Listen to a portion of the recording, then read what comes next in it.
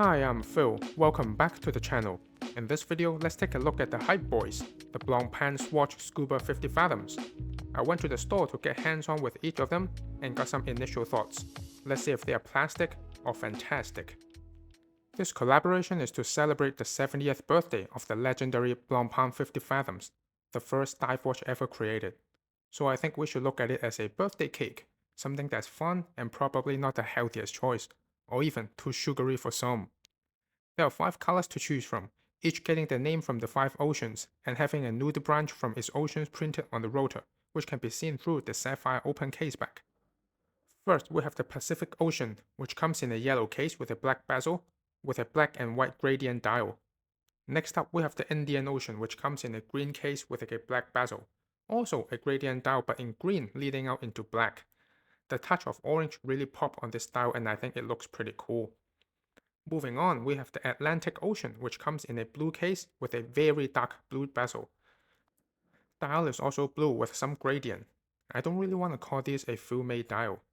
So far, all 3 models have the same design layout as a modern 50 Fathoms. Apply Arabic numerals at 3, 6, 9, and 12, and a date at 4:30. A modern Blancpain logo with a Swatch logo at the top, and say Scuba and 50 Fathoms at the bottom. The next 2 have a slightly different dial layout, which are more in line with the older vintage versions of the Blancpain 50 Fathoms, with the use of a vintage Blancpain logo and took away the Arabic numerals and date window. We have the Arctic Ocean. It comes in a beige case with a orange bezel. Dial is also beige with a slight gradient and very much the same color as the case. The showstopper here is the special symbol which says no radiation. If you are a fan of the 50 Fathoms, you know this symbol only comes with limited edition watches.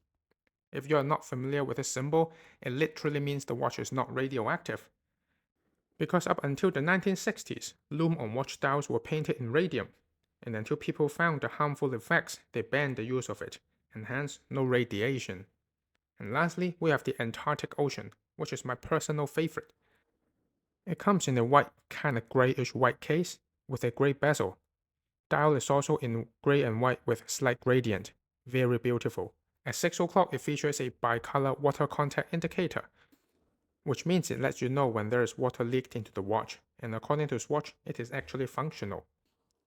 All 5 of the watches come in a bioceramic case, and has a case diameter of 42.3mm, thickness of 14.4mm, 48mm lug to lug, and have lug width of 22mm.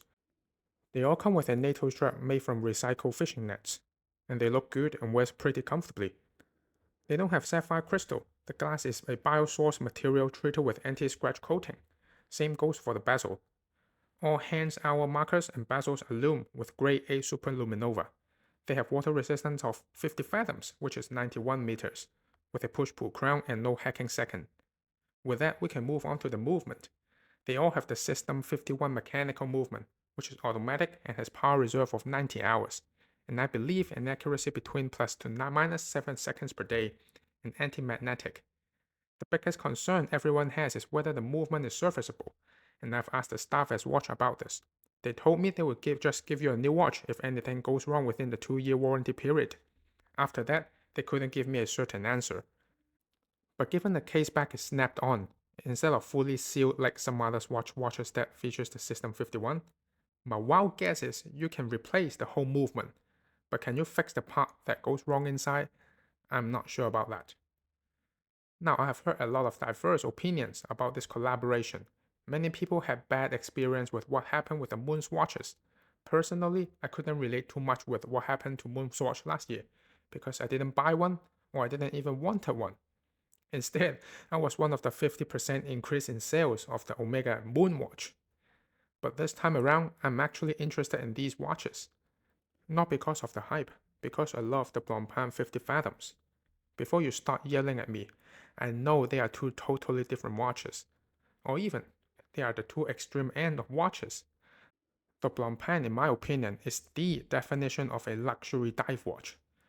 And as a result, it comes with a hefty price tag that's way out of my budget for a dive watch. I know the watch itself is more capable than me in most sports conditions, but I just don't find it comfortable wearing a $15,000 watch on my wrist while swimming. And at 45mm, it's too big for a lot of wrist. There are some limited editions that have smaller cases, but their price are even higher. So now with the Scuba 50 Fathoms, we get to taste the design at a more wrist-friendly 42mm and with a more friendly budget. Again, I know there are plenty of watches at $400 that offer a ton more in terms of quality. And if that's what you're looking for, don't buy this watch. Just ignore it. It shouldn't bother you at all. As I said at the beginning of the video, this is like a birthday cake. It's not the best quality of food, but it is one for fun. And that's what Swatch watches are all about. Imagine if Blancpain made a limited editions for the 70th anniversary of the 50 Fathoms, which I believe they will, but how many of us can actually buy one and be part of the celebration? Now with the Scuba 50 Fathoms, it is at least more accessible to everyone, and potentially bringing in more people to the hobby. And when you compare Apple to Apple, which the only other Apple I think is relatable is the Moon's watch, the Scuba 50 Fathom is better made in every single way. From the strap, a Velcro strap, to a good quality NATO. The bezel action is actually not bad for a plastic watch, and it has an automatic movement that can be seen through the sapphire open caseback. And with all the colors to choose from, it sounds fun enough for a once-in-a-while birthday cake. It might drive some purists go crazy, but whether you like it or not, it does draw a lot of attention to the brand, for both the enthusiasts and people who don't know about watches. Is it going to raise the sales of the Blancpain 50 Fathoms by 50% like how it did for the Moonwatch? I don't think so. But from the Swatch Group perspective, it's the easiest way to make noise in the market. And of course, they want to do that as a business. But is it getting too much? Or where is it going to end? Only time will tell. Is it a watch that I would buy? Well, not right now because it's out of stock at my local Swatch stores and I'm not going to pay extra to flippers just to get it now. It's not limited anyway, so more stocks will eventually arrive, and I'll see if my watch box still got an empty spot for them by then. And on that note, thank you so much for watching. Let me know what you think down in the comments. Did you get one? Are you going to get one? What do you think about this whole collaboration? Please like this video if you enjoyed it. Be sure to check out my other videos and subscribe to the channel for more content to come. I'll catch you on the next one.